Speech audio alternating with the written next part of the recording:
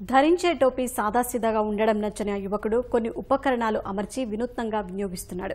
టోపీకే fan, light అమర్చి ఔరా అనిపిస్తున్నాడు. కడప జిల్లా బద్వేలకు చెందిన ఖాదర్ బాషా ట్రాక్టర్ మెకానిక్ గా పనిచేస్తున్నాడు. ఖాళీ సమయాల్లో బ్యాటరీలతో భిన్నమైన వస్తువులు తయారు చేయడం అలవాటుగా మార్చుకున్నాడు. ఒక్కో వస్తువు తయారీకి 300 నుంచి 400 రూపాయలు ఖర్చు చేస్తున్నట్లు బాషా చెబుతున్నాడు.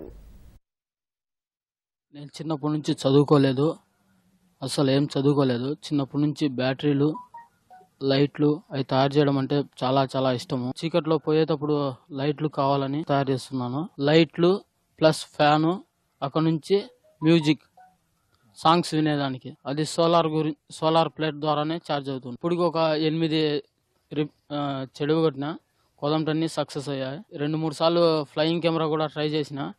ఒకసారి మిస్ అయిపోయి కొట్ట మీద పడి కొట్టం సగం కాలింది. సైకిళ్ళు ఇవి అన్ని తయారు చేస్తాం. ఎంత చెప్పినా చదువుకోమంటే చదువుకోలేదు. వాళ్ళ అమ్మ నాయన కాలం అయిపోయినారు. ఇంకా ఇప్పుడు నా దగ్గరే ఉంటున్నాడు. ఫ్యాన్లు అలాంటి రిపేర్లు బాగా చేస్తాడు. అందులో మోటార్ ఫీల్డ్ చేతవు కాబట్టి ఏదైనా తయారు చేస్తాడు. అసలు ఎండవేడి తెలియకుండా చల్లగా వస్తుంటది ముఖానికి.